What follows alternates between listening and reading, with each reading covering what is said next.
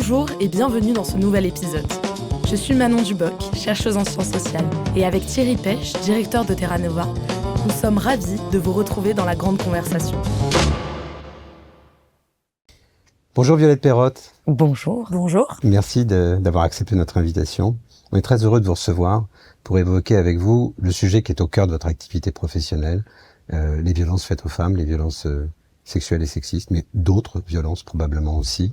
Vous dirigez la Maison des Femmes, qui est une association, qui est la Maison des Femmes pionnière. Il y en a aujourd'hui plusieurs en France, mais celle-ci est née il y a maintenant bientôt 10 ans.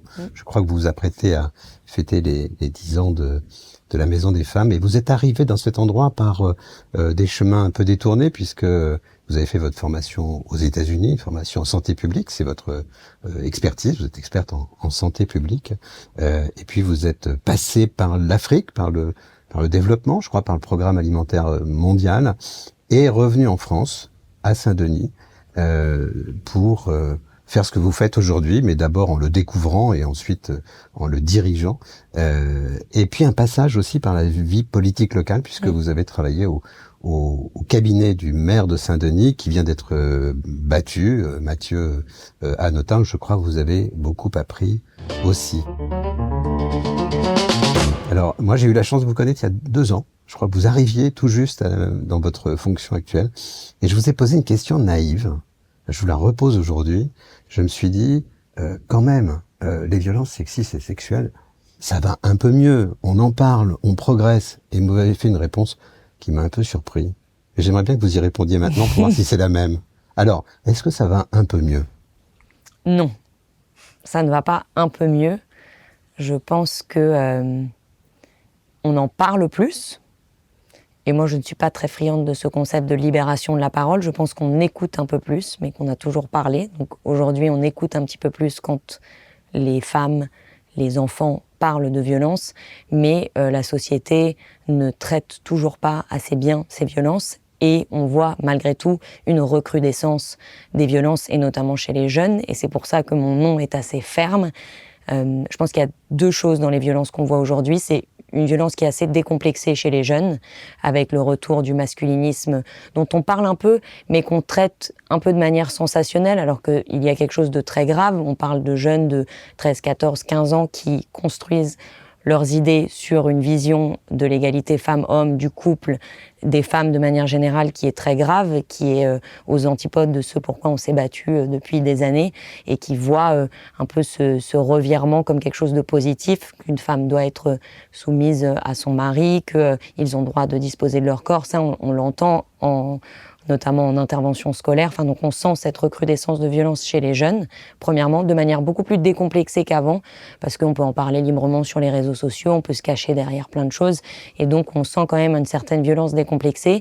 Et la deuxième chose qui, moi, me tient à cœur, c'est que je fais un lien entre la violence du monde aujourd'hui et la violence géopolitique et la violence de l'intime, et je trouve qu'on ne fait pas assez ce lien aujourd'hui.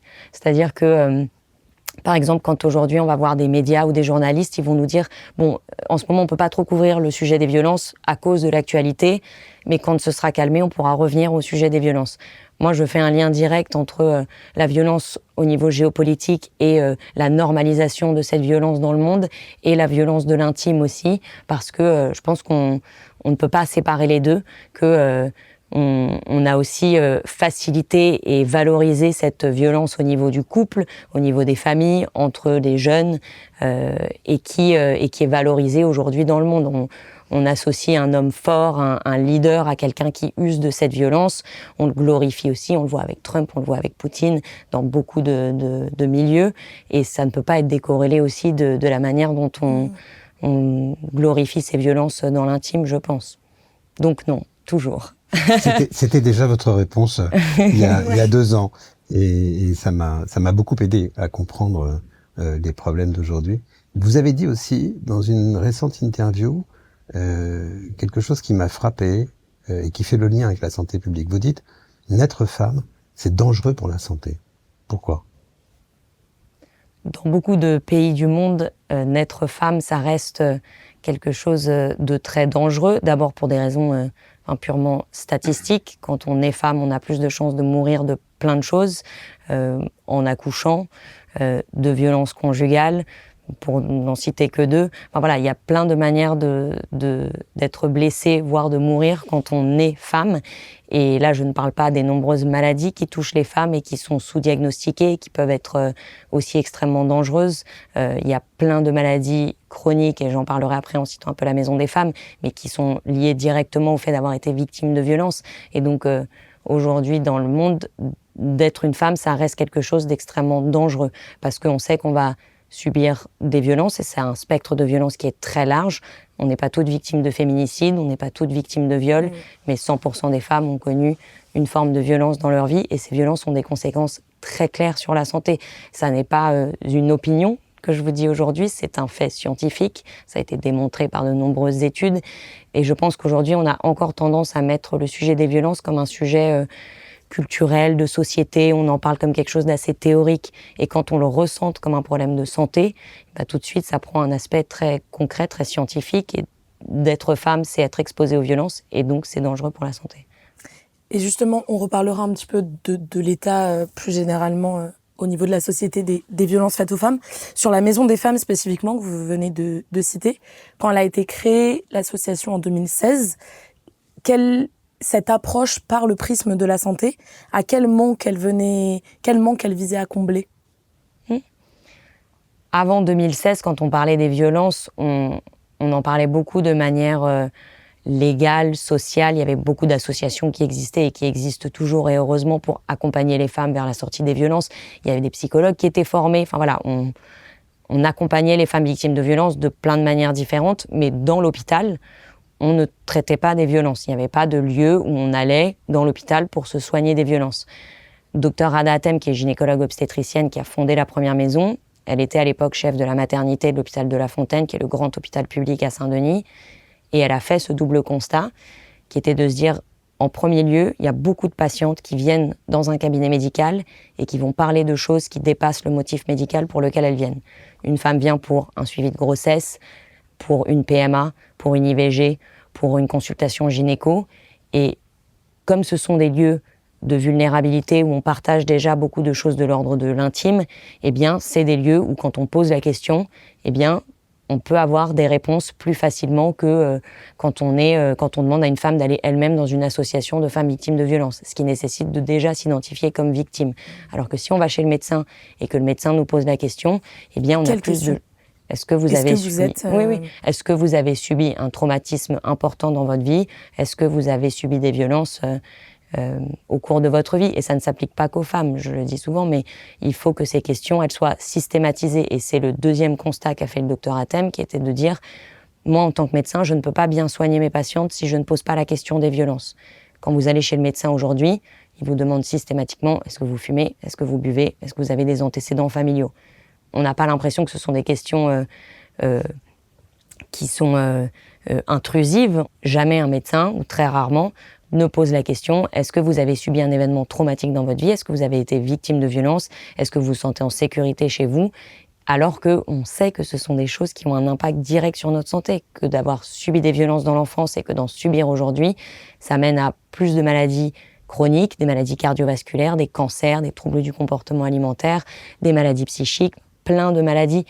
Mais à l'hôpital, avant les maisons des femmes, il n'y avait pas ce réflexe de dire ok, puisque je traite de cancer, de maladies cardiovasculaires, d'un bras cassé, d'une grippe, que sais-je, eh bien, je dois aussi pouvoir traiter des violences et le prendre comme un problème de santé. Et donc, c'est le constat qu'elle a fait en se disant, bah voilà, si je pose la question, on me répond. Et quand je pose la question, je diagnostique beaucoup mieux mes patientes. Et donc, il faut qu'on puisse avoir une unité fonctionnelle de l'hôpital, comme la pédiatrie, comme la maternité, comme le service des urgences, mais qui soigne les violences comme n'importe quel autre problème de santé. Ce qu'est donc la Maison des femmes. Ce qu'est donc la Maison des femmes, avec ce service en plus qu'on appelle le guichet unique, parce qu'aujourd'hui, si vous êtes victime de violence, il y a énormément de professionnels qui entrent en jeu. C'est-à-dire que si vous êtes victime de violence conjugale, par exemple, il faut que vous alliez porter plainte, il faut que vous ayez un avocat, il faut que vous ayez un soutien psy. Souvent, ça mène à des gros problèmes psy, donc il faut peut-être un suivi en psychiatrie aussi, avec un psychiatre qui peut vous prescrire des médicaments. Ça peut avoir un impact très fort sur votre sexualité, donc avoir un sexologue, c'est important aussi. Vous avez des douleurs physiques, donc voir des kinés, des ostéos, c'est aussi important. Et Quand une femme vient quelque part et qu'on lui dit « Ah oui, on va vous écouter aujourd'hui, mais ensuite, il faut aller porter plainte. Vous devriez trouver un avocat. N'oubliez pas aussi d'avoir un suivi en psychiatrie pour vos médicaments. Ah, et aussi, ce serait bien de voir un sexologue parce que ce que vous me dites sur votre sexualité, je sens qu'il va y avoir des séquelles. » En fait, c'est un parcours du combattant. Et donc, à la Maison des Femmes, on fait venir tous ces professionnels dans la Maison des Femmes. Elles peuvent porter plainte sur place, elles voient leur avocat sur place, mais par le biais de la médecine. C'est vraiment de se dire, vous êtes dans un hôpital, les soignants portent des blouses, on va vous soigner. Et c'est aussi très déstigmatisant parce que si vous avez un bras cassé, on vous dirait pas pourquoi est-ce que vous allez à l'hôpital, voilà, il faut se démerder. Quand on est victime de violence, c'est un accident de vie et on devrait pouvoir avoir ses soins aussi à l'hôpital. Je voudrais revenir à la question qu'on ne posait pas. Avez-vous connu des traumatismes? Ok, on la posait pas, mais qu'est-ce qu'on fait de la réponse il y a 10 ans, 15 ans quand on est médecin? Est-ce que beaucoup de médecins se disent pas, c'est pas mon métier, là ça arrête mon métier, commence autre chose, je sais pas de qui, mais... Bien sûr. Qu'est-ce qui fonde la réponse? Et c'est la raison pour laquelle les médecins ne posaient pas la question. C'est pas parce que ce sont des mauvaises personnes qui... Mais en fait, eux disent, moi je suis pas psy, je peux pas écouter pendant 45 minutes, j'ai pas le temps. C'est l'état aussi de l'hôpital public et de la médecine en France. Je peux pas écouter pendant 45 minutes une femme raconter son récit. Et aussi, je ne suis pas en capacité de l'entendre. C'est pas facile d'entendre des récits d'inceste et de viol pendant 30 minutes quand normalement on soigne des maladies de médecine générale. Enfin voilà, c'est pas facile. Et donc, il y a des professionnels, et je pense notamment au docteur Emmanuel Piette, qui est une grande gynéco, qui forme les soignants à cadrer le récit traumatique, à dire voilà, vous êtes cancéro, vous êtes médecin généraliste, vous êtes gynéco, vous n'êtes pas psy, vous n'êtes pas là pour écouter pendant 45 minutes. Mais juste de poser la question et de normaliser, de dire je vous pose la question parce que si vous avez subi un événement traumatique, ça a un impact sur votre santé. Donc dites-moi, oui, moi c'est vrai que quand j'étais jeune, j'ai subi de l'inceste, j'ai pas envie d'en parler, mais je sais que j'y pense souvent, j'ai des cauchemars, je dors mal. Ok, voilà les associations où vous pouvez aller. Ce que vous me dites, c'est de la violence, c'est normal que vous dormiez mal, c'est normal que vous ayez des douleurs chroniques, gastro, que vous ayez du mal à respirer, etc. C'est un problème de santé qui est lié à ce que vous me racontez avec les violences subies. Moi, je ne peux pas prendre votre plainte, je ne peux pas vous prescrire des anxiolytiques, etc. Mais je peux vous diriger vers des gens qui le feront. Et ça, vraiment, sincèrement, ça sauve des vies aussi parce que d'avoir un professionnel de santé qui donc représente la médecine, donc l'objectivité, donc la vérité, dire ce que vous me racontez, ce sont des violences, ça n'est pas une opinion, ça n'est pas un ressenti, ce sont des violences, on met des mots dessus, ce que personne n'a jamais fait, on en parle, ce que personne ne fait jamais, et je vais vous rediriger vers des ressources. Il est très possible que les femmes n'y aillent pas, mais ça met des petites graines, ça plante des graines, et surtout ça normalise, et c'est comme ça aussi qu'on a... Enfin, avec l'alcool, c'est la même chose. D'avoir posé la question de l'alcool régulièrement, il y a encore des gens alcooliques, il y a encore plein de problèmes liés à l'alcool, mais on a normalisé le fait de poser la question aussi. Et justement, sur le fait de poser cette question-là, j'ai l'impression, je sais pas si c'est une spécificité pour les violences faites aux femmes, mais en tout cas, sur ces questions-là, il y a beaucoup de caractéristiques un peu psychologiques qui vont faire, et de traumatismes, qui vont faire que les personnes vont pas forcément en parler, ou en tout cas vont pas en parler de la même manière. Et donc, comment on forme justement les médecins, au-delà même de la Maison des Femmes, à cette spécificité de poser, c'est pas une question anodine, et c'est une question qui, j'imagine, nécessite de lire certains signes et de sentir à quel moment c'est juste et à quel moment on vient dire quelque chose que la personne n'est pas prête ou n'a pas envie d'entendre. Oui, mais je pense que ça nourrit un peu cette idée de dire c'est dans l'intime aussi, je veux pas poser la question, je veux pas être intrusive, j'ai peur de dire quelque chose de mal. On le sent même dans l'entourage, on n'a pas besoin d'être médecin pour être gêné de poser la question quand une de nos amies, de nos tantes, de nos sœurs, on sent que son couple, il y a quelque chose d'assez malsain, on est inquiet, c'est très gênant de poser cette question. Effectivement, on a toujours l'impression qu'on va mettre le doigt sur quelque chose de malaisant. Déjà, il faut resituer la responsabilité. C'est la personne agresseur qui met à mal une victime, ça n'est pas la personne qui pose la question. La stratégie de l'agresseur, elle se base quand même beaucoup sur le silence. Le silence, c'est quand même la pierre angulaire des violences, c'est de dire quand tu es enfant, on ne te croira pas, de toute façon, c'est notre petit secret, etc. Et quand on est adulte, c'est tu vas passer pour une hystérique. Moi, je suis le mec sympa de la bande. De toute façon, tu pleures tout le temps, tu fais des crises. Tous tes amis déjà pensent que tu es un peu fragile. Donc, de toute façon, on ne te croira pas. Donc, si on fait ce jeu du silence, on fait aussi le jeu de l'agresseur en disant je veux pas gêner, je veux pas. Mais de poser la question des violences, ça n'est pas ça qui est être violent. C'est être violent qui est être violent. Et je pense que quand on met des mots sur la violence, évidemment que les 3/4 du temps, au début surtout, les femmes, elles vont dire non, moi tout va bien. Je subis pas de violence, j'en ai jamais subi. Très bien. Et ben quand vous revenez voir votre médecin généraliste et qu'il vous repose la question est-ce que vous avez subi des violences, vous allez dire non, toujours pas. Peut-être que la 6e fois, vous allez dire c'est vrai que je dors pas parce que j'ai des cauchemars et que voilà ce que je vois dans mes cauchemars. Ok, cette fois on en parle. Mais c'est de normaliser, de déstigmatiser cette question, c'est aussi ça qui permet d'arrêter ce cycle. Sinon on se dira toujours c'est dans l'intime, c'est gênant, c'est pas de mon ressort, etc. Mais on fait le jeu de l'agresseur en réfléchissant comme ça. Et après évidemment qu'il y a des manières de poser la question. Dans les maisons des femmes, évidemment je prêche pour ma paroisse, mais on travaille avec le secret médical partagé, donc ça évite aussi que la patiente ait à répéter son récit 40 fois. Ça effectivement c'est assez douloureux parce que quand on dit allez voir les flics et ensuite aller voir un avocat et aller voir un psychologue, aller voir un psychiatre, ça fait déjà 4 personnes à qui il faut raconter son histoire. C'est compliqué. Et on n'est pas sûr à chaque fois qu'il soit bien reçu. Donc d'avoir tous ces professionnels dans la même pièce, c'est aussi pratique, au moins dans le même bâtiment. Ça permet de ne pas l'avoir à trop répéter et que le professionnel puisse poser les questions qui sont pertinentes pour sa pratique aussi. Donc ça joue aussi. Il y a un profil de femmes parmi celles que vous voyez à la maison des femmes plus jeunes, des femmes de tous âges. Il se trouve que vous m'avez gentiment invité à venir passer une demi-journée dans cette institution et j'étais moi surpris de voir des femmes de tous âges. Alors, je m'attendais à voir des jeunes femmes en réalité. Mais est-ce qu'il y a au-delà de l'âge un profil particulier? Est-ce que vous voyez des femmes plutôt des milieux populaires, de tous les milieux? Quel genre de femmes vous voyez à la Maison des Femmes? Il y a 34 maisons des femmes en France aujourd'hui, dans 34 villes. Il y en a en France métropolitaine, il y en a dans les territoires ultramarins, il y en a une à Bruxelles. Le profil des femmes qui se présentent dans les maisons des femmes sont celles des démographies des villes où elles sont situées. Donc non, il n'y a pas de profil type d'une femme victime de violence. Moi, je milite beaucoup pour qu'on parle des violences dans les milieux aisés, dont on parle peu, parce qu'on a toujours cette impression de la victime qui est une femme plutôt racisée, plutôt pauvre, enfin voilà, avec un peu nos biais qu'on peut avoir. Il y a beaucoup de violences dans les milieux très aisés, il y a de l'inceste, il y a des violences psychologiques et des violences économiques. Parfois, elles sont faites de manière beaucoup plus subtile parce que avec des hommes qui sont mieux armés pour contrer ce stigma de l'homme violent, mais elles sont tout aussi présentes. Le point commun des femmes victimes de violences, en revanche, qu'on voit dans toutes les maisons des femmes, c'est que très souvent, ce sont des personnes qui ont déjà subi des violences, et notamment des violences dans l'enfance. Et donc, ce phénomène qu'on appelle la revictimation est assez présent parmi les femmes qu'on reçoit. Et ça va être un point commun. Ça va être des femmes qui se remettent en situation de danger ou qui retournent dans des couples violents parce qu'elles n'ont pas été suivies quand elles ont déjà subi des violences.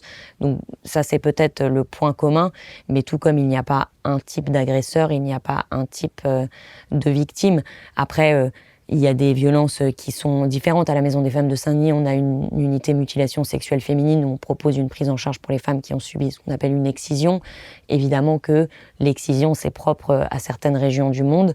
Après, c'est majoritaire dans un pays comme l'Égypte. On en entend peu parler. On pense toujours que c'est plutôt en Afrique subsaharienne, etc.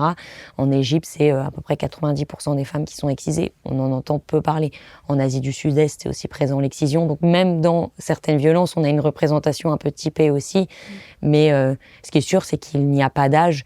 Je crois que la dernière victime de féminicide en janvier de cette année, ça m'a marqué. Elle s'appelait Jacqueline, elle avait 86 ans. Je me dis, elle est morte à 86 ans après avoir vécu une vie de violence, c'est désastreux. Ouais. Les femmes qui viennent à la Maison des Femmes viennent parfois avec leurs enfants? Oui. Elles viennent parfois avec leurs enfants. On a la chance en France d'avoir dans beaucoup d'hôpitaux ce qu'on appelle des UAPED, qui sont des unités d'accueil pédiatrique d'enfants en danger, qui accueillent spécifiquement les enfants qui ont subi des violences avec des salles adaptées pour le recueil de la parole qui sont moins impressionnantes qu'un commissariat avec des personnes formées. Donc il y a des UAPED pour le volet enfants spécifiquement quand il s'agit d'enfants qui grandissent dans la violence, parce que sont co-victimes. Ah oui, sont co-victimes. Des violences conjugales. En revanche, un sujet dont on parle trop peu, et ça fait une belle transition, c'est le sujet des violences sexuelles faites aux enfants, qui est un phénomène massif. On en a un petit peu entendu parler récemment avec le scandale dans le périscolaire à Paris, mais qui est encore largement sous-dépisté. Et c'est un sujet qui nous préoccupe beaucoup parce que quand je parle de revictimation et de femmes qui reviennent en ayant subi des violences tout au long de leur vie, eh ben c'est des enfants qui n'ont pas été soignés avant tout. Et quand on sait qu'il y a 160 000 enfants victimes de violences sexuelles chaque année et qu'à peu près 5 millions de Français aujourd'hui ont été victimes de violences sexuelles dans l'enfance, c'est un sujet sur lequel on ne peut pas fermer les yeux parce que c'est un cycle qui va continuer à se répéter. Et on continuera à avoir des adultes victimes de violences et des adultes agresseurs si on n'a pas soigné les enfants aussi. Mais ça, c'est un sujet qu'on a du mal à prendre à bras-le-corps en France. Et on le voit avec le scandale du périscolaire où voilà, il y a des animateurs qui ont fait le tour des écoles pendant des années sans se faire arrêter. Donc avant la prise en charge au sein de la Maison des Femmes, en amont, comment une femme qui est victime de violence entend parler de la Maison des Femmes ? De plein de manières différentes. On n'a malheureusement pas le souci de la demande, puisque énormément de nos maisons des femmes, dès qu'elles ouvrent, explosent les effectifs de patientèle. Ils sont obligés souvent de déménager très rapidement pour aller dans un autre lieu plus grand, parce qu'il y a tellement de demandes. Donc soit elles sont amenées d'autres services hospitaliers, la maternité pour beaucoup, le service des urgences, parfois la pédiatrie, qui reçoit des enfants victimes de violences, donc qui vont rediriger la mère vers la Maison des Femmes. Et sinon, il y a pas mal de bouche à oreille qui jouent, notamment dans les maisons des femmes où il y a des unités mutilation, parce que c'est des services qui sont pas faciles à obtenir. Et donc elles entendent parler. Et puis, en fait, tout le monde va à l'hôpital, surtout l'hôpital public. Et donc, quand on a des affiches et qu'on dit, bah voilà, il y a la mater qui est là et il y a la maison des femmes qui est là, parfois ça fait titre de dire, ah bah quand je vais faire ma consulte à l'hôpital, je peux aussi aller à la maison des femmes, et ça aide. Je crois beaucoup à cette déstigmatisation du sujet des violences par l'hôpital. La porte d'entrée principale de la Maison des Femmes, c'est celle de l'hôpital ? Oui. C'est-à-dire que la plupart des femmes qui poussent la porte de la Maison des Femmes sont passées par l'hôpital avant ? Oui. Soit ça, soit dans les maisons des femmes, on a ce qu'on appelle un centre de santé sexuelle, qu'avant on appelait plus vulgairement le planning familial. Donc il y a beaucoup de femmes qui viennent d'abord pour ce genre de demande, que ce soit de la contraception, un test de grossesse ou une interruption volontaire de grossesse. Et comme on pose systématiquement la question des violences, ensuite elles peuvent être redirigées vers l'unité violence, mais sans avoir à changer de lieu. Et ça, c'est très rassurant de dire, on va faire votre IVG la semaine prochaine, pas de souci. Ce que vous me dites s'apparente à des violences, est-ce que vous voudriez en parler à un professionnel ? La première personne qu'elle voit dans l'unité violence, c'est un médecin. Soit un médecin légiste, soit un gynécologue, soit une sage-femme. Donc de dire, est-ce que vous voudriez revenir parler à notre sage-femme de ce que vous subissez ? Parce que je pense qu'on pourrait vous aider là-dessus aussi. Et comme c'est dans un même lieu, comme elles ont déjà cet accompagnement du soin, souvent elles reviennent plus facilement. Et comment ça se passe ensuite concrètement le suivi ? En moyenne, une femme reste... est suivie combien de temps par la Maison des Femmes ? Comment vous trouvez l'équilibre entre... donc vous l'avez dit, il y a énormément de demandes entre accueillir de nouvelles femmes et à l'inverse dire là on est plein parce qu'on va garder un suivi pour les femmes qui déjà sont présentes. C'est quoi ? Vaste problème. Ouais, j'imagine. C'est très compliqué de marquer la fin d'un suivi de violence. Pour le coup, c'est peut-être la différence avec un cancer où on est en rémission, on est guéri, où on va avoir une fin assez scientifique. Pour le sujet des violences, le parcours dépend de la violence subie. Quand une femme se présente à la Maison des Femmes et veut être suivie pour des violences, on fait la même chose qu'on fait en cancéro, c'est qu'on établit son protocole de soins en fonction de ce qu'elle va nous raconter. On ne traite pas de la même manière une femme de 50 ans qui a subi de l'inceste pendant 10 ans quand elle avait 5 ans, une femme victime de violences conjugales avec enfant où il y a un danger que monsieur la tue, et une femme qui a subi des viols en Libye sur son parcours migratoire et qui a été excisée au pays et a subi un mariage forcé. C'est pas le même suivi, c'est pas la même durée, c'est pas les mêmes professionnels, on fait pas toujours appel à la police de la même manière, etc. Donc ça dépend vraiment. En revanche, dans tous les cas, la Maison des Femmes, elle sert pour les patientes qui ont besoin d'un suivi extrêmement rapproché, que tous les professionnels soient dans le même lieu, qu'il y ait vraiment ce côté 360 pluridisciplinaire. Il y a beaucoup de femmes pour qui on essaye que la durée de parcours de soins ne dépasse pas 18 mois. Et c'est très dur pour les équipes aussi de marquer la fin de parcours d'une patiente. Évidemment, les patientes, elles s'attachent au lieu, donc elles n'ont pas envie de partir, mais les équipes aussi peuvent aussi dire « mais moi, j'ai pas fini, je peux encore la suivre, je sens que… » Donc c'est difficile parce qu'effectivement, on a tellement de demandes qu'on peut pas les suivre pendant 6 ans. On marque la fin de parcours déjà bien en amont, donc on explique aux femmes quand elles arrivent « voilà, vous n'allez pas rester ici 5 ans ». On fait un point d'étape à mi-chemin avec tous les professionnels qui se parlent entre eux, qui disent « et vous, comment elle est de votre côté, comment est-ce que vous analysez son parcours ?» Et ensuite, elle peut continuer un suivi à l'extérieur, peut-être plus près de chez elle. Elle peut avoir un suivi chez une psychologue qui est près de son lieu d'habitation et elle a moins besoin de voir le psychiatre, elle n'a pas besoin de voir le policier, elle a moins besoin de son coordinateur de parcours de soins, elle a fini son soin avec le sexologue, etc. Donc, on estime que un parcours est terminé pas forcément quand c'est la fin de tous ces symptômes des violences qu'elle a subies, mais quand elle a plus besoin de ce suivi très rapproché et qu'elle est en capacité psychique d'avoir un suivi un petit peu plus éclaté, peut-être plus près de chez elle, et que c'est moins insécurisant comme suivi pour elle, quoi. Et si on remonte un peu le fil du suivi, si on se place au début, la personne a poussé la porte, elle a révélé les problèmes auxquels elle fait face, mais prenons le cas d'une situation de violence conjugale, on met le doigt dans des mécanismes très complexes, avec des formes d'attachement très puissantes parfois, des phénomènes d'emprise. C'est pas forcément le moment pour cette personne de franchir le deuxième seuil du parcours. Donc j'imagine, vous êtes dans une hésitation souvent considérable. Vous dire, est-ce que je pousse un peu, est-ce que je pousse pas, est-ce que c'est le moment, est-ce que si je la laisse repartir, peut-être elle reviendra jamais. Comment vous gérez ces situations-là, qui doivent être extrêmement complexes et difficiles? C'est la patiente qui décide de son suivi. Les équipes sont extrêmement patientes parce que, comme vous dites, les violences conjugales notamment, c'est un cycle. Et dans le cadre de ce cycle, il y a la tension, la crise et ensuite ce dont on parle trop peu, qui est la lune de miel, qui est la partie après la crise. Donc quand une femme a subi des violences très fortes, souvent des violences physiques, parfois il arrive qu'elle décide de partir. Elle dit « bon bah voilà, moi je vais entamer un suivi, je prends mes enfants, je vais chez une amie, je quitte le domicile, je suis prête ». Sauf qu'ensuite intervient la phase lune de miel, qui est le moment où l'agresseur sent que sa victime lui échappe, donc va mettre en place énormément de mécanismes pour la récupérer, va revenir, va dire « mais je suis tellement désolée, je sais pas comment j'ai pu faire ça, je sais pas comment j'ai pu lever la main sur toi, tu vas pas aller me mettre en tôle, je suis le père de tes enfants, j'avais bu, tu sais que je suis au chômage, tu m'as poussé à bout aussi ». Enfin, il y a toujours un peu de culpabilité inversée. C'est des verbatim, tout ça, c'est des choses que vous entendez. Ah oui, c'est vraiment des choses qu'on entend. Donc désolé. Effectivement, quand il y a eu un mécanisme d'emprise qui s'est mis en place, quand c'est le père de ses enfants, et quand au début elle a connu un homme qui était charmant, qui était génial, et bah souvent les patientes elles se disent mais comment est-ce que j'ai même pu envisager de mettre le père de mes enfants en prison ? Oui, bien sûr, je reviens. Et donc elles repartent, elles arrêtent leur suivi, et nous on n'a pas de moyens, sauf s'il y a un danger très important physique pour les enfants, où là pour le coup on peut intervenir, ou un danger de mort pour la patiente, et maintenant les soignants ont le droit de faire fi du secret médical s'il y a un danger de mort. Mais sinon... Qu'est-ce qu'ils font dans ce cas-là? Ils font un signalement au parquet pour qu'il y ait une intervention qui soit faite, où la police peut intervenir contre la volonté de la patiente. Ça peut arriver s'il y a un danger physique très très important, donc un vrai risque de féminicide, et si on estime que la patiente n'est pas en état de prendre une décision pour elle-même et pour ses enfants de protection.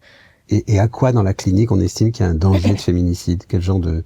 Ça peut être plein de choses, la possession d'une arme, la menace de tuer la personne ou ses enfants répétés. Enfin voilà, il y a plein de signes cliniques où on peut mesurer un danger et l'idée que l'homme va vraiment passer à l'acte. Donc dans ce cas-là, maintenant, les soignants ont un peu plus de pouvoir et peuvent signaler. Mais c'est vrai que c'est un mécanisme qui est tellement lent et donc qui prend du temps. Et on voit beaucoup de femmes disparaître et qui reviennent après et on sait et on est patient. Là où je dirais que parfois le suivi n'est pas adapté, c'est pas dans le cadre de violences conjugales, c'est plus dans le cadre de la migration, où il y a des femmes qui ont subi beaucoup de violences dans leur parcours migratoire ou au pays, mais qui ont de tels besoins d'ordre sociaux que le suivi de traitement des violences ne peut pas être fait à l'instant T parce qu'il faut d'abord traiter les problèmes sociaux, trouver un logement, ne pas dormir dans la rue, arriver à se nourrir, à traiter la problématique de papier, etc. Où là, pour le coup, on se dit en fait, il vaut mieux aller d'abord dans une association qui va cocher les cases d'un accompagnement social plus important et ensuite on pourra traiter les symptômes du psychotrauma. C'est plus dans ce cadre-là où parfois on doit faire des décisions, on se dit bah voilà, le suivi à la maison des femmes qui n'est pas un centre social, n'est pas autant adapté, mais dans le cadre de violences conjugales, on sait que c'est un cycle et donc patience. Dernière question, juste c'est quoi la durée moyenne d'un parcours? On estime 18 mois à peu près. Ah, c'est aussi la durée moyenne? Ouais, parce D'accord. qu'on le dépasse D'accord. de manière assez importante. Après, c'est très compliqué. Il y a des femmes qui viennent pour une IVG, elles restent 2 semaines. Des violences, c'est 18 mois. Une excision, ça dépend. On propose la réparation chirurgicale de l'excision. Si elles font cette démarche de réparation, il y a beaucoup de rendez-vous avec le sexologue, la psychologue, la psychiatre pour traiter des problématiques de violence avant de passer sur le billard, entre guillemets. Donc ça peut être 1 an, ça peut être un peu plus court. Enfin voilà, ça dépend. Il n'y a pas de typologie de violence, donc c'est tellement difficile. Enfin, c'est comme si on posait la question pour un cancer, encore une fois, c'est qu'il y a autant de manières de subir des violences que d'être malade de plein d'autres maladies, et donc il n'y a jamais de parcours type. Peut-être pour élargir un petit peu la discussion, voulez-vous montrer quelques secondes d'une vidéo? Tant de femmes ont peur de sortir le soir, aujourd'hui, en plein cœur de Paris. Ce n'est pas une fiction. C'est la réalité que vivent des milliers de Parisiennes chaque soir dans notre ville. Alors j'ai imaginé une solution. Équiper les réverbères de Paris de capteurs dotés d'intelligence artificielle, entraînés des millions de fois pour reconnaître les bruits d'une agression, le cri d'une femme ou le bruit d'un verre sur une voiture. Dès qu'un de ces sons est détecté, la lumière du réverbère est soudain projetée vers l'agresseur. Des études le prouvent, la lumière est ce qui fait le plus fuir les agresseurs. Au même instant, la patrouille la plus proche est alertée. Avec moi, la ville lumière vous protège.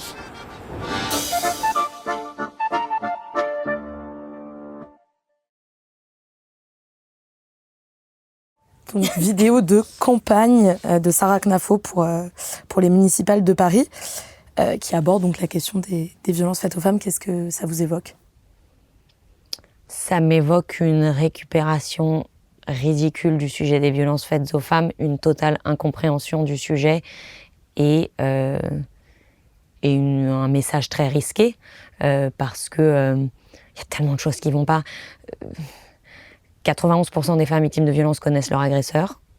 Les violences, ça arrive peu dans la rue avec un énorme cri et un mec qui t'attrape le bras comme ça. Ça n'enlève pas le fait que ça arrive évidemment et qu'il faut s'en préoccuper, mais je veux dire, c'est pas la réalité des violences. La plupart des violences arrivent dans le cadre familial, dans le cadre du couple. C'est des violences conjugales, c'est de l'inceste, c'est en soirée avec des amis. Je veux dire, c'est pas dans une ruelle sombre, donc ça contribue à cette stigmatisation. Le côté, il va repérer les cris d'une femme. On sait très bien que dans le cadre de viol, très souvent les femmes sont en état de sidération, donc il y en a très peu qui crient. Donc quoi, si on crie pas, ça veut dire qu'on n'est pas repéré et que donc ces systèmes ne marchent pas. Et en plus, il y a quand même un énorme souci d'effectif aussi de la police. Donc le côté, il y a une patrouille qui va débarquer tout de suite, c'est totalement irréaliste quand on sait la réalité du terrain et le manque d'effectifs RH dans les effectifs de police. Donc je veux dire, c'est totalement irréaliste et je pense que c'est dangereux parce que ça contribue à la récupération de l'extrême droite de la question des violences qui est tout le temps rattaché à celle d'un agresseur étranger dans la rue qui va venir violer vos filles et vos femmes, et pas du tout de l'internalisation de ce conflit qui est plutôt dans notre foyer, et que les personnes étrangères représentent une statistique minime des personnes qui violent et agressent. Pour autant, est-ce qu'il y a un profil type que vous observez à la Maison des Femmes des agresseurs? Et par profil type, j'entends pas tellement des caractéristiques vraiment sociologiques, mais plutôt des antécédents. Je pense à l'alcool, je pense au fait d'avoir soi-même subi des violences. Est-ce que ça dessine quand même un profil d'agresseur, ou est-ce que réellement c'est monsieur tout le monde, pour reprendre une expression qu'on entend souvent? Déjà, il faut redire que la caractéristique type, c'est d'être un homme, moi j'aime bien quand même le rappeler, je sais que c'est basique, mais Mais effectivement, l'autre chose, c'est que c'est un homme qui a lui-même souvent subi des violences, soit subi des violences sexuelles dans l'enfance, soit été témoin de violences conjugales dans son milieu familial, et donc à normaliser des comportements violents comme étant quelque chose de totalement acceptable. Donc oui, le profil type, c'est celui d'être un homme et d'avoir subi des violences. Après, on reste dans un phénomène de société massif, et donc on reprend l'affaire Gisèle Pelicot dont on a beaucoup parlé. On voit très bien que dans les 71 personnes, il y a de tout, il y a tous les prénoms, il y a tous les âges, et que il y a très peu de points communs entre tous ces hommes, mis à part le fait qu'ils ont grandi dans une société patriarcale où on leur a dit que c'était acceptable de faire ça, et que la plupart des hommes le pensent toujours aussi, même après les médias, le procès Pelicot, etc. Donc je pense qu'il ne faut pas oublier que c'est ça le point commun. Et le deuxième point commun, et dont Mathieu Palin parle très bien, c'est cette incapacité totale de se remettre en question quand ils sont poursuivis pour violence conjugale notamment. Je crois que c'est à peu près 80% d'hommes poursuivis pour violence conjugale qui estiment qu'ils sont eux-mêmes victimes d'une injustice, et que c'est eux qui subissent les violences d'une hystérique qui les met en prison, parce qu'aujourd'hui, de toute façon, quand on est victime de violence, on n'a qu'à le dire et les hommes sont accusés. Donc cette incapacité de remise en question, elle est aussi propre aux hommes violents. Et la dernière chose qui est aussi une caractéristique commune, c'est que ces hommes ne souffrent pas de pathologie mentale telle qu'on veut le décrire aussi pour beaucoup. Ce sont des hommes qui ont grandi dans la violence, donc qui effectivement le reproduisent tel qu'ils l'ont connu, mais ça n'est pas forcément un homme bipolaire, schizophrène, enfin voilà, comme on peut associer à des pathologies psychiatriques très importantes il a été pris par la violence, voilà, parce qu'il en souffre, etc. C'est aussi parce qu'on construit dans un système qui accepte ces violences comme telles. Violette Vérotte, qu'est-ce qu'on dit aux hommes alors? Aux garçons, aux jeunes hommes et aux hommes? Comment on leur parle? On applique la loi qui impose 3 cours d'éducation à la vie affective, relationnelle et sexuelle de la maternelle à la terminale. On ne peut pas dire quelque chose aux hommes aujourd'hui, un message un peu couverture. Je pense que les 3/4 des hommes ne se sentent pas concernés. Ils vont dire « moi je suis un mec sympa, moi jamais je violerai, MeToo ça va trop loin, on ne peut plus rien faire, etc. » Donc je pense qu'on part de la maternelle déjà, et on parle des sujets qui ne sont pas juste la contraception, les MST, etc. On parle des sujets de consentement, on parle de c'est quoi une pute, pourquoi est-ce que c'est une insulte qui est toujours ultra utilisée, qu'on a simplifié comme quelque chose de totalement acceptable, de c'est quoi la différence entre un garçon qui couche avec plein de filles, une fille qui couche avec plein de garçons. On parle de ces sujets, mais dès l'enfance. Aujourd'hui, de parler aux hommes, on sent tout de suite que ça braque, et c'est pour ça qu'il y a une remontée du masculinisme aussi, c'est de dire, voilà, on peut plus être des hommes comme on voulait l'être, on nous enlève notre masculinité, etc. Donc il faut parler aux enfants avant de parler aux hommes, je pense. Et moi, je crois beaucoup aussi à l'idée de parler de ces sujets de manière positive. Je m'explique. Je pense par exemple au consentement. Aux États-Unis, il y a un concept qui s'appelle le consentement enthousiaste, dont on entend trop peu parler en France, et qui explique le consentement d'une manière très positive. Parce qu'aujourd'hui, ces dernières années, dès qu'on entend parler du consentement, il y a quelque chose de très lourd. Tout de suite, on parle de viol, de loi, voilà, si je dois demander le consentement parce que sinon on va m'accuser de viol, je dois demander le consentement parce que sinon je vais finir en tôle. C'est un peu cette idée. Et on ne parle pas du tout du fait que le consentement, c'est quelque chose qui doit ajouter à la vie sexuelle et ne pas en enlever. Et que chez les jeunes qui ont plein de questions sur la sexualité, on le voit encore en intervention scolaire, ils grandissent avec du porno. Un jeune garçon, il sait pas trop quoi faire toujours quand il se retrouve face à une jeune fille. Et donc de le dire... En fait, le consentement, c'est quelque chose où on peut exprimer librement son désir, ses volontés, son plaisir, et qui va te donner, toi, jeune homme, des clés pour savoir quoi faire face à une jeune femme, de dire, est-ce que t'aimerais bien ça? Est-ce que je peux faire ça? Moi, j'aimerais bien ça. C'est quelque chose d'extrêmement positif. Et je pense que si on arrivait à le tourner comme quelque chose de positif auprès des jeunes garçons qui ajoutent à leur sexualité, qui peut amener de la joie, de la gaieté dans la sexualité, peut-être qu'on arriverait aussi à leur faire passer des messages qui sont un peu moins anxiogènes, et donc où ils se braquent un peu moins. Après, on vit dans une société patriarcale et il va nous falloir énormément de temps avant de déconstruire toutes ces petites briques qui ont été posées il y a tellement longtemps, et je pense que ça va nous prendre encore un peu de temps, malheureusement. Et sur ce que disait Thierry, est-ce qu'on parle différemment aux jeunes filles et aux jeunes garçons? Qu'est-ce que vous pensez de ça? Est-ce qu'à l'école, il faut tenir le même discours à tout le monde? Comment on gère cette différence? Il faut parler de manière différente, mais des mêmes sujets. La pornographie, aujourd'hui, c'est quelque chose qui touche principalement les jeunes garçons. Le rapport à la virilité, est-ce que je peux être un mec solide tout en demandant le consentement de ma petite copine? C'est des concepts qui parlent peut-être plus aux garçons et qu'il faut aborder avec eux. Mais la question de, par exemple, est-ce qu'être jaloux, c'est être amoureux? Ça, c'est des choses où il faut en parler aux filles et aux garçons aussi. Nous, enfin voilà, on croit qu'il faut aborder toutes les questions avec les deux. Évidemment que c'est des sujets où l'un et l'autre vont peut-être répondre différemment. Mais ça, je trouve ça hyper intéressant d'aller voir les jeunes et de leur dire, si ton petit copain t'interdit de voir tes amis garçons, est-ce que c'est une bonne chose ou une mauvaise chose? Les 3/4 des jeunes aujourd'hui vont dire, c'est une bonne chose, ça veut dire qu'il m'aime. Et voilà, il veut que je sois sa meuf et que j'aille pas parler aux autres garçons parce que il veut me protéger, etc. Donc, ok, mais comment est-ce qu'on passe de la jalousie à l'emprise? Est-ce que n'importe qui a le droit de t'interdire de faire quoi que ce soit? Non. Enfin, donc c'est des sujets qui parlent à tout le monde. Donc, je pense qu'il faut pas parler de manière différente aux uns et aux autres. Enfin, en tout cas, pas aborder différents sujets, mais évidemment que sur la question, par exemple, de la pornographie ou de la masturbation, on ne parle pas de la même manière. Chez les filles, c'est quelque chose d'extrêmement tabou. On n'en parle pas comme si chez les filles, ça n'arrivait pas.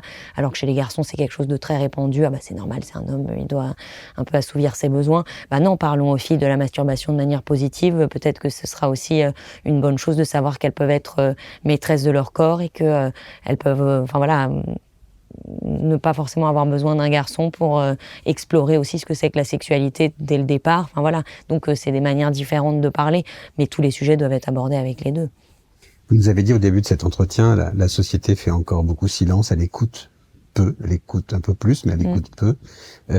Et tout au long de l'entretien, on a évoqué des institutions dans la société. D'abord, l'institution médicale, hospitalière, à présent en creux, l'institution scolaire. Il y a une troisième institution dont on n'a pas encore parlé, qui est la police. La police et la justice, mettons-les dans un même sac, même si évidemment les procédures sont différentes. Est-ce que vous avez le sentiment que l'institution policière est aujourd'hui mieux armée pour recueillir les témoignages, les plaintes, la parole des victimes? Oui, elle l'est mieux qu'avant. La barre est basse. On partait de très bas. Ouais. On part de très bas. On forme, nous, les policiers nationaux dans les maisons des femmes. Donc on va les former et dans certains cas, notamment à Saint-Denis, les policiers municipaux peuvent venir passer une semaine de stage dans la maison des femmes où ils assistent à toutes les consultations. Ça, c'est des choses qui, à 20 ans, n'existeraient jamais. Jamais un policier irait dire oui, je vais à la maison des femmes en stage une semaine pour voir comment on traite des violences faites aux femmes. Donc il faut reconnaître un certain chemin parcouru. Le problème qu'on a, c'est que on n'y est pas encore, qu'il y a énormément de turnover dans la police et donc dès qu'on forme des effectifs à bien accueillir la parole, à avoir un système de prise de plainte ou un accueil en commissariat d'une femme victime de violence, 3 mois plus tard, il y a plein d'effectifs qui sont partis aux 4 coins de la France, donc ça n'est pas, ça n'est pas appliqué partout. Que la prise de plainte dans les commissariats est souvent faite par des très jeunes recrues. Être aux plaintes, entre guillemets, c'est un peu la tannée. Donc on envoie les nouveaux arrivants, ceux qui sortent d'école. Donc c'est des très jeunes qui, eux, arrivent avec... Déjà, ils n'ont pas très envie d'être aux plaintes parce que c'est chiant. Et en plus, ils arrivent avec leurs biais patriarcaux très importants. Et moi, je vais vous raconter quelque chose qui m'est arrivé dans une formation il n'y a pas si longtemps de police municipale où j'étais assez surprise. On parlait du masculinisme, des violences, etc. à 30 mecs en uniforme, très baraqués, etc. Et il y avait une telle résistance au sujet de la violence comme un problème lié à la virilité, au masculinisme, de la part des agents qui, en fait, très rapidement ont commencé à expliquer que eux-mêmes avaient subi des violences enfants, mais qu'ils étaient bien contents que leur père leur ait foutu des énormes raclées, parce que c'est ce qui a fait d'eux aujourd'hui des hommes, des vrais, qui eux au moins vont défendre les femmes quand elles se font agresser, et qui sont bien contents de s'être pris des raclées toute leur jeunesse, parce que heureusement, sinon ils n'auraient pas été dans le droit chemin. Et très spontanément, ils ont tous commencé à révéler, mais de manière assez étrange, des violences enfants, comme si ils étaient bien contents de les avoir subis parce que voilà, maintenant c'est des bonhommes. Et je pense que il y a quand même un lien aussi entre cette perception de la violence et les violences subies dans les effectifs de police dont on parle peu aussi, que beaucoup d'agents ont probablement eux-mêmes subi des violences et donc arrivent avec ce biais de oui, bah heureusement que parfois on se prend une petite déroutée parce que ça nous remet les idées en place et c'est eux qui accueillent les femmes, c'est eux qui prennent les plaintes et ça c'est quand même très compliqué.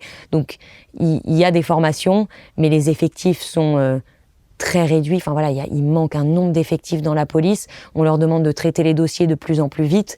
Donc ils prennent des plaintes qui sont à moitié bien faites. Il manque des éléments qui peuvent être très utiles dans des poursuites judiciaires. On sait qu'aujourd'hui, la grande majorité des plaintes sont classées sans suite et elles le sont faute de preuves.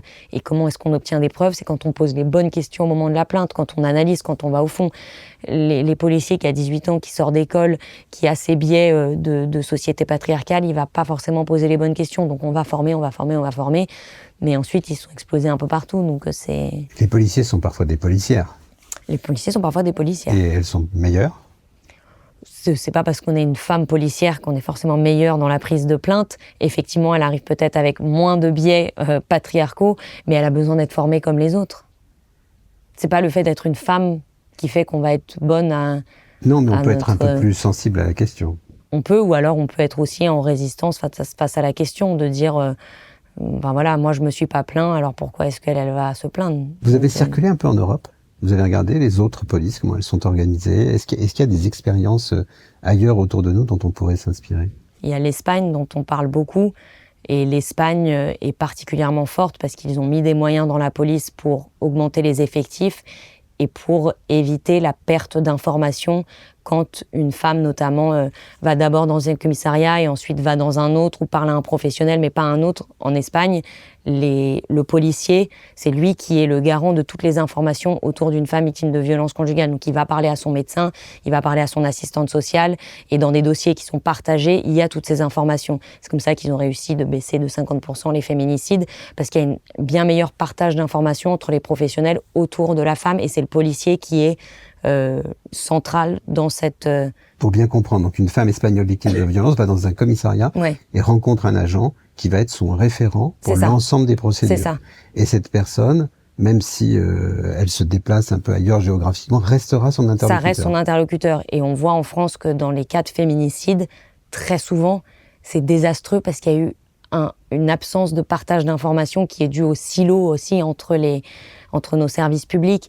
Et donc, le flic va dire « Ah bah oui, moi, elle m'avait dit 2-3 fois qu'il l'avait menacée. » Et l'assistante sociale va dire « Mais oui, moi, j'ai appelé son médecin pour dire qu'il avait une arme. » Ah oui, mais et donc tout ça n'est pas coordonné. La Maison des Femmes essaye de répondre un petit peu à ça. Alors, on n'est pas la police, évidemment, mais on essaye de coordonner les différents acteurs. C'est pas obligé que ce soit fait au niveau de la police, mais c'est vrai que c'est quand même très utile parce que c'est quand même eux qui sont dans ce positionnement de défense immédiate où ils peuvent intervenir. Et donc, dans le cas espagnol, c'est-à-dire qu'il y a des policiers dont c'est le métier ou la spécialité de ne s'occuper exclusivement des cas de violence? Oui.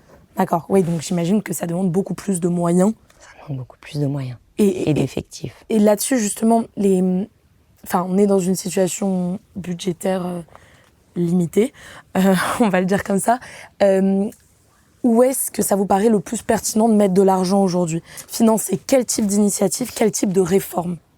Les maisons des femmes, d'abord. Sûr. Mais je ne rigole pas parce qu'on a fait une étude par un cabinet de conseil l'année dernière qui a calculé que pour 1 euro investi dans une maison des femmes, c'est 5 euros d'économiser à la collectivité où est située cette maison des femmes. Alors attendez, c'est-à-dire, pourquoi on économise de l'argent? Parce que quand on soigne une femme victime de violence, c'est autant de services dont elle n'aura pas besoin ensuite. Je parle d'aller voir des médecins, donc on coûte de l'argent à la Sécu, d'aller au service des urgences, d'aller au commissariat, d'aller voir des psychiatres, etc. Donc tout un aspect de santé, mais aussi une perte de productivité au travail. On a beaucoup plus d'absentéisme, on a des retards, on est moins productif quand on est victime de violence. Nos enfants vont moins bien, ils ratent des cours, des jours d'école. Ils ont moins de chances aussi de pouvoir donc faire des études, s'en sortir. Eux vont mal, donc eux ont besoin de services. Donc en fait, quand on investit dans la prise en charge d'une femme victime de violence, on investit aussi dans la prise en charge de ses enfants et on fait ce qu'on appelle en santé de la prévention. Je pense qu'en France, on a du mal à réfléchir en termes de coûts évités. On se dit toujours qu'on va dépenser de l'argent pour des choses, mais on ne pense pas au fait qu'ensuite on économise énormément d'argent pour tout le reste. Donc évidemment que d'investir dans les maisons des femmes, c'est de prévenir des problèmes de santé ensuite. comme je vous disais au début, on sait qu'une femme victime de violence a plus de chances d'avoir des maladies chroniques, des maladies cardiovasculaires, etc. Si on prévient les violences, on prévient ces maladies aussi. Ça a un impact sur la santé énorme. Et la deuxième chose, si j'ai moi présidente, les 3 cours d'éducation à la vie affective, relationnelle et sexuelle, de la maternelle à la terminale, il faut pouvoir le mettre en place, il faut pouvoir le systématiser, il faut que ce soit non négociable, il faut pas que ce soit à la bonne volonté d'un directeur d'établissement qui finalement se dit « ok, je le fais » ou d'un prof ou d'une infirmière scolaire. Il faut que ce soit comme les maths, comme la philo, comme le français, et que si on arrive à mettre ça en place, c'est des enfants qui iront mieux parce qu'on va les dépister. Et donc, ils pourront ne pas reproduire des schémas de violence ou ne pas être dans un schéma de revictimation aussi. Et ça, je pense qu'on économiserait énormément d'argent si on se préoccupait de la question des violences en étant cynique. Pour notre information, c'est quoi le budget de la Maison des femmes que vous dirigez? Alors, ça dépend de la Maison des femmes La vôtre, à Saint-Denis. Celle de Saint-Denis, Oui. on est à 1,6 million. D'accord. Et c'est En moyenne, une Maison des femmes coûte 500 000 € par an. Parce qu'à Bourg-en-Bresse, elle n'a pas la même taille que celle de Saint-Denis, qui n'a pas la même taille que celle de Marseille ou celle de Tours. Donc ça dépend vraiment. Et 500 000 € par an, c'est pas énorme. Et c'est combien de professionnels? On est à peu près à 33 équivalents temps plein. On a une quarantaine de professionnels qui travaillent peu pour la plupart en temps plein, puisque c'est des métiers qui sont difficiles, donc souvent ils ont une autre pratique ailleurs. C'est difficile aujourd'hui de trouver les financements? On a énormément de chances de bénéficier des financements privés.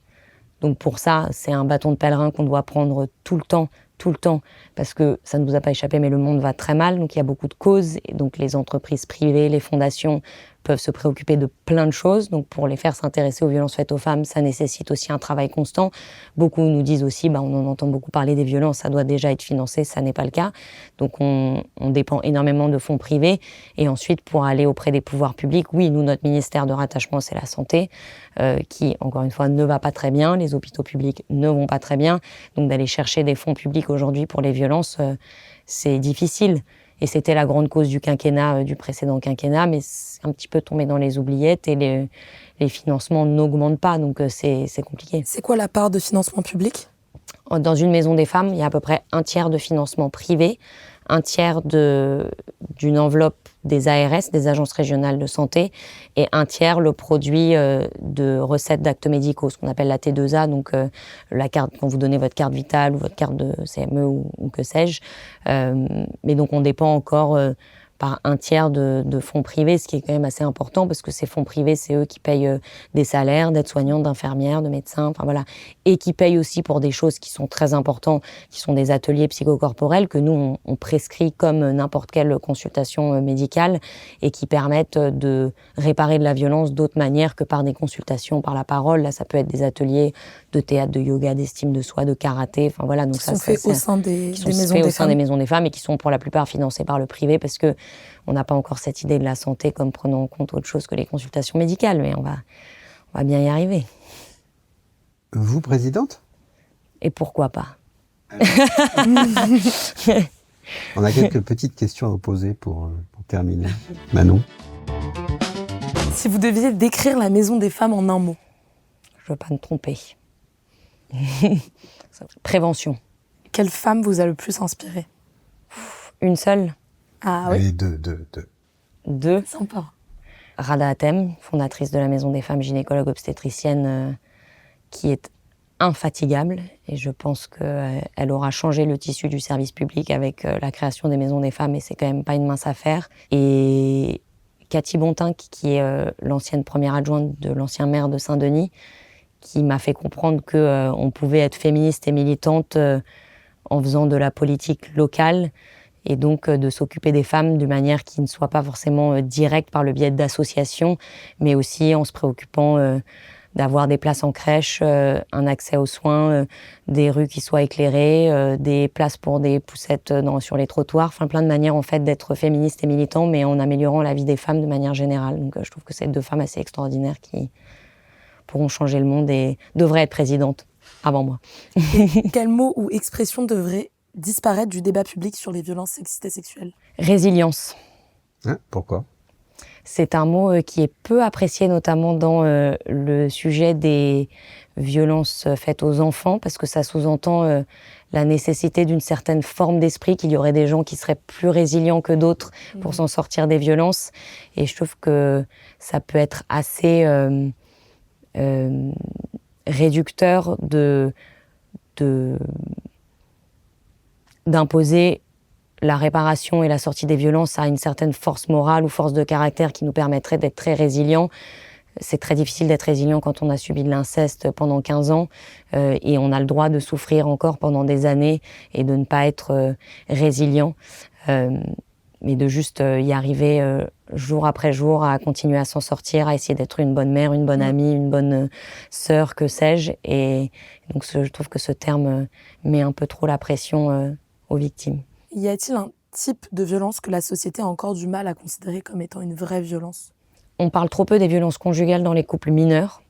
C'est un sujet qui nous tient beaucoup à cœur. On a un foyer d'hébergement pour les jeunes femmes victimes de violences de 18 à 25 ans. Beaucoup ont subi des violences conjugales en étant mineurs, avec des petits copains qui parfois sont aussi mineurs ou qui sont majeurs. Et souvent, on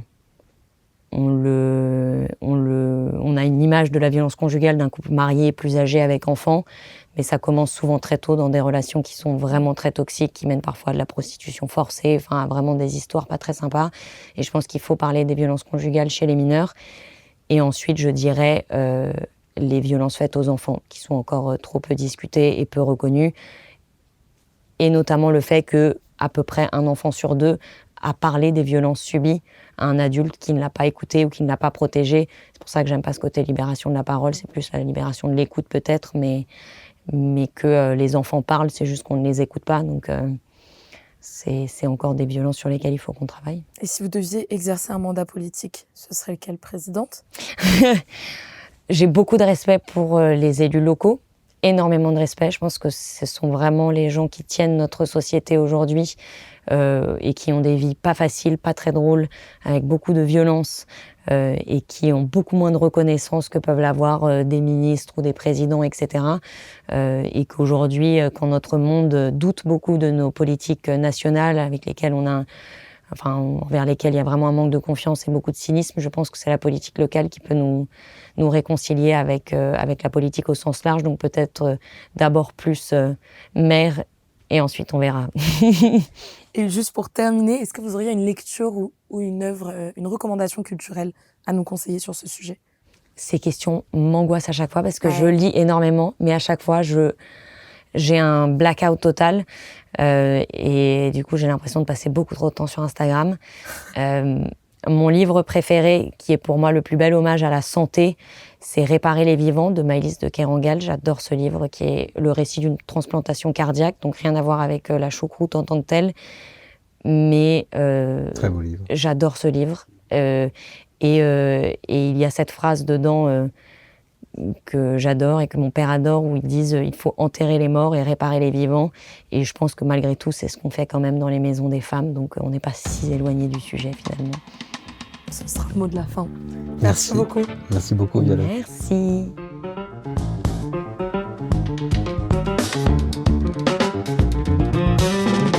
Merci d'avoir écouté notre podcast. Vous pouvez retrouver tous les épisodes et toutes nos publications sur notre site et nos réseaux sociaux. Partagez l'épisode, parlez-en autour de vous pour faire vivre la conversation. Et à dans 2 semaines pour le nouvel épisode.